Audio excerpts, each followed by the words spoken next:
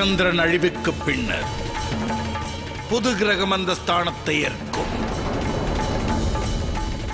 32 லட்சணங்கள் பொருந்தியவள் ஒருவளே.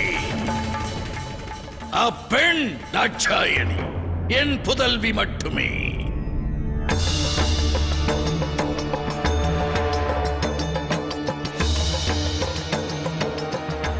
புதியதோர் கிரகத்தினை ஸ்தாபித்து சிருஷ்டியின் சீர்கோட்டை தாம் சீர்படுத்துதல் சாத்தியமாகலாம். பிரஜாபதியாக தாம் கடமையும் நிறைவேறக்கூடும். எனினும் ஓர் தந்தையாக தம் புதல்விகள் இருவரும் இழந்த மங்களத்தை திரும்ப அளிக்க இயலாதே. எத்தகு சங்கடம் இது, எத்தகு துர்பாகியம் இது.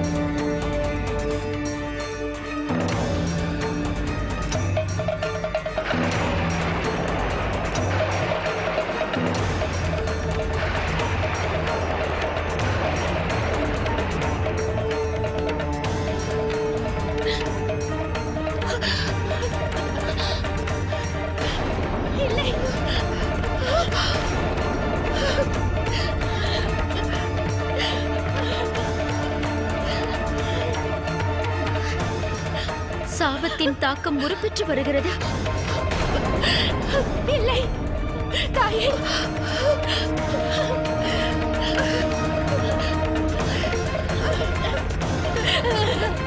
இல்லை இல்லை, விரைந்து செல்லுங்கள். ரிஷிகள் அத்ரியும் காசியவரும் மார்க்கண்டேய ரிஷிகள் இடத்தில் மிருத்யுஞ்சய மந்திரம் பெற்று வர சென்றார்கள். வந்தார்களா என பாருங்கள்.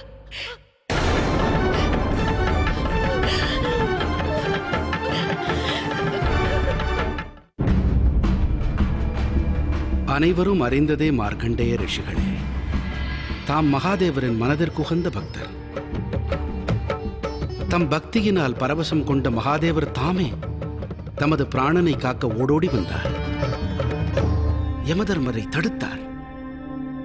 அகிலாண்டேஸ்வரன் ஆசிகளால் மகாமிருத்யுஞ்சய மந்திரத்தினால் மீண்டீர்கள்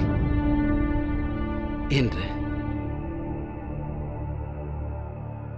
அம்மந்திர உபதேசத்தை தம்மிடம் பெற வந்தோம்.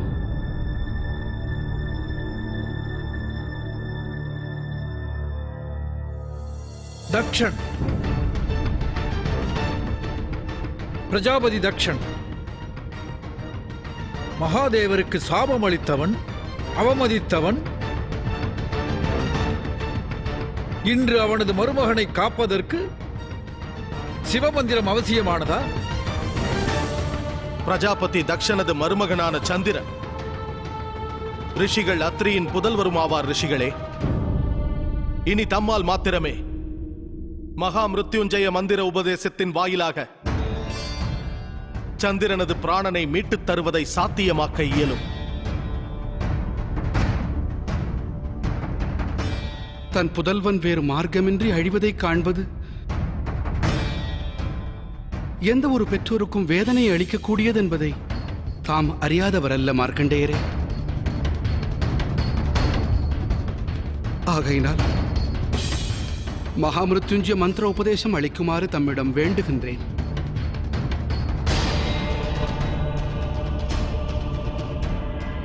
மகாமிருத்யுஞ்சய மந்திரத்தை உபதேசிப்பதில் ஆட்சேபனை இல்லை. ஈசன் சாபம் பெற்றிருப்பதால் அவரை பூஜிக்க இயலாத நிலையில் அம்மந்திரம் பலிப்பது எவ்வாறு?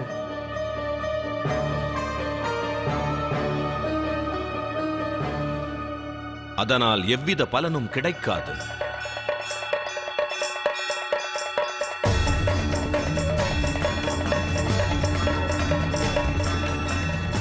மந்திரம் இந்திரியங்களை காக்காது.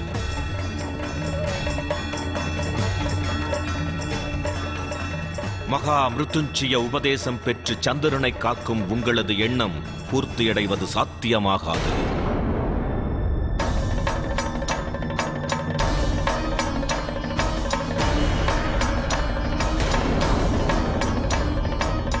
பிரஜாபதி தக்ஷன் சந்திரனது அழிவை நோக்கமாக கொண்டு சபித்திருக்கிறார்.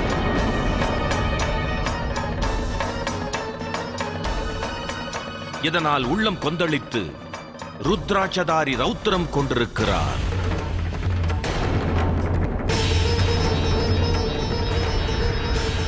இப்பிரபஞ்சமே அவரது கோப அக்னியால் தகிக்கிறது.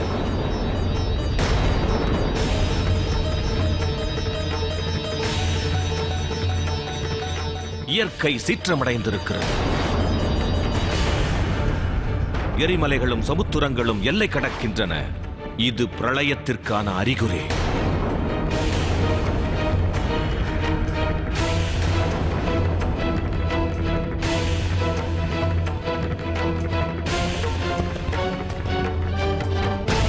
பிரஜாபதி தக்ஷன் சந்திரனை மட்டுமல்ல, இவ்வுலகையே இருளில் மூழ்க வைக்க வழிவகுத்திருக்கிறார்.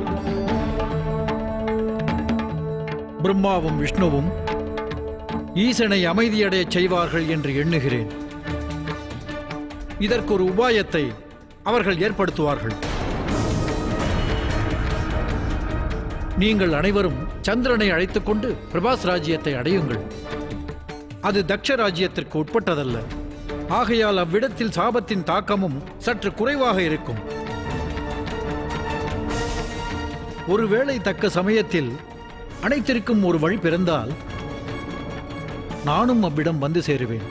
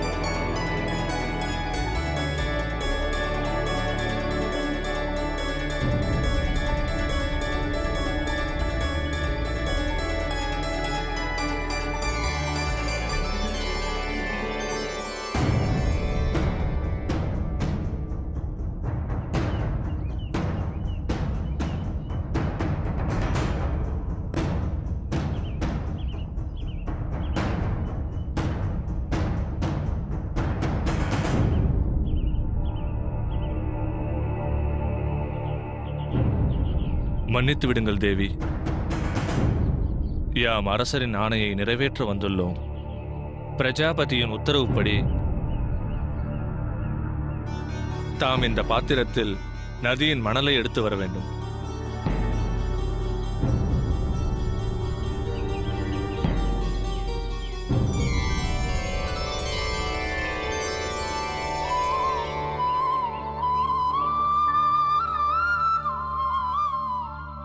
தேவி லக்ஷ்மி, இனி தமது லீலையை இந்த சிருஷ்டியினை பிரளயத்தினின்று காக்க இயலும்.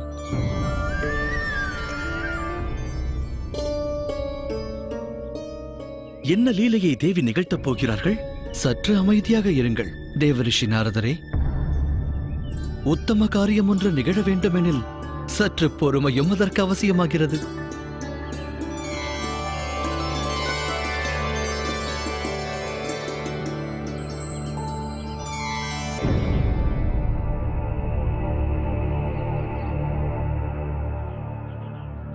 சற்று முன்தானே சென்றீர்கள் தேவி. அதற்குள் தாம் மண்ணை எடுத்து வந்து விட்டீர்களா? செல்வோம். தந்தை அங்கு காத்துக் கொண்டிருப்பார்.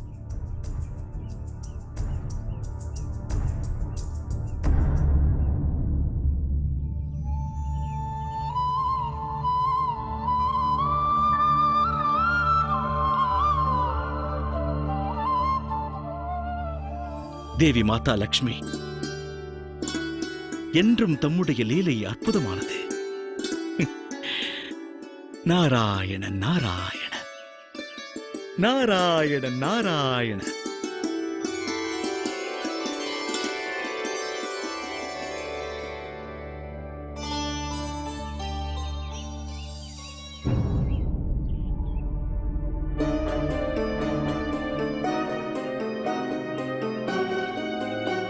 என்ன இது? சேவகர்கள் எங்கு சென்றார்கள்?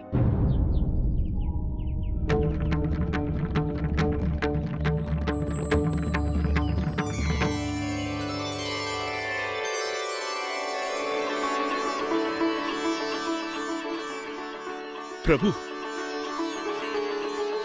பிரபு தம் லீலைக்கு நிகரே இல்லை, நிகரே இல்லை. தம்மால் இயலாததும் எதுவும் இல்லை. எங்கு சென்றனர்? அனைவரும் இங்குதானே இருந்தனர்.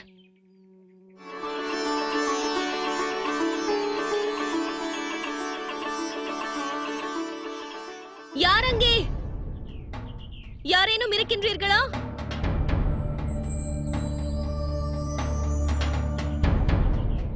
இதுவரை இங்குதானே இருந்தனர்.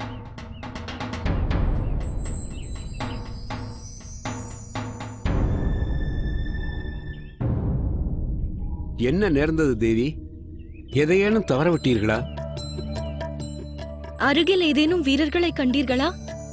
அந்தணர்களின் பார்வையில் தென்படுவது ஆண்டவன் மட்டுமே. வீரர்களும் தென்பட மாட்டார்கள், தாமும் தென்படலாகாது. தாமும் அந்தணர் குலத்தில் பிறந்த பெண்ணல்லவா தேவி? ஆம். தாம் அந்தணர் குலத்தை சேர்ந்தவர் என்பது பார்த்த மாத்திரத்தில் தெரிந்தது.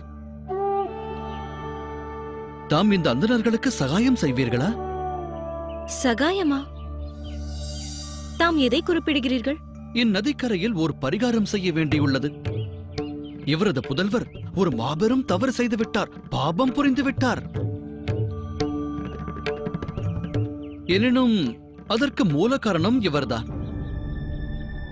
தன்னுடைய புதல்வரை தன்னுடைய கண்காணிப்பில் வைக்க இவர் தவறிவிட்டார்.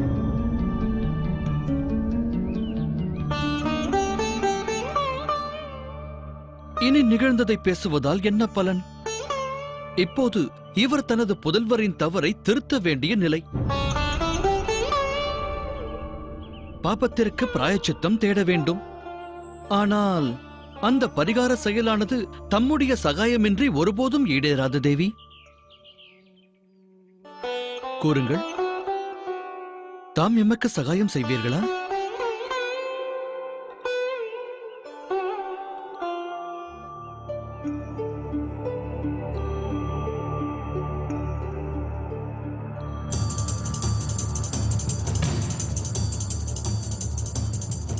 வீரர்கள் உன்னை சரஸ்வதி நதி வரை அழைத்துச் செல்வர்.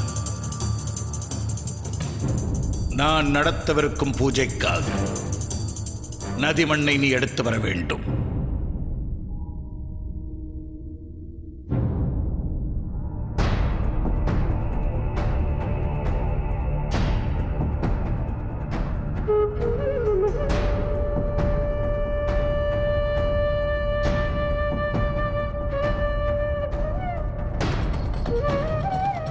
உன்னை இந்நிலையில் பார்க்கையில் கவலையாக உள்ளது சதி. அதைவிட கவலை இன்னொன்றுள்ளது. நீ வேதனையில் வாடும் இச்சமயத்தில் சகாயம் செய்ய எங்களால் இயலவில்லை.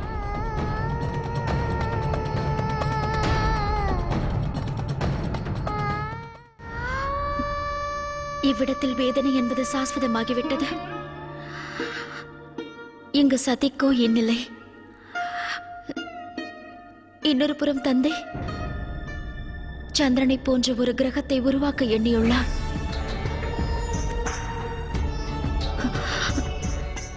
ரேவதியும் ரோஹிணியும் வேதனை கொண்டிருப்பார்கள் அல்லவா?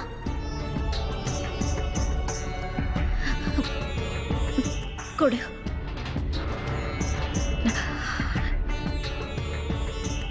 இந்த நதிக்கரை மண்ணை தந்தையிடம் ஒப்படைக்க வேண்டும். வா அதித்தி.